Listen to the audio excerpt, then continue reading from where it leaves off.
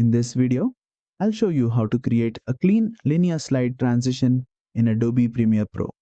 This transition uses a straight moving edge to reveal the next clip, creating a clean and professional scene change.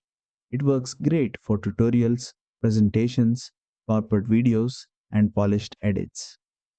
Let's get started. First, place your two video clips on the timeline and make sure they touch at the cut point where you want the transition.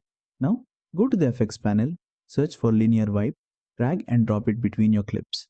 Now select the transition and open effect controls.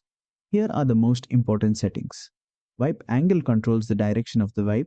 Change the value to make the wipe move horizontally, vertically, or diagonally. Feather controls the softness of the wipe edge. Increase the value for a smoother blended edge. Decrease it for a sharper, cleaner cut. Transition duration controls the speed of the wipe. Use a shorter duration for a quick, snappy transition. Use a longer duration for a smooth, gradual reveal. Linear wipe works best when you want a clean, distraction-free transition without heavy effects, and that's it. That's how you create a clean linear slide transition in Adobe Premiere Pro. Don't forget to like, share, and subscribe for more tutorials.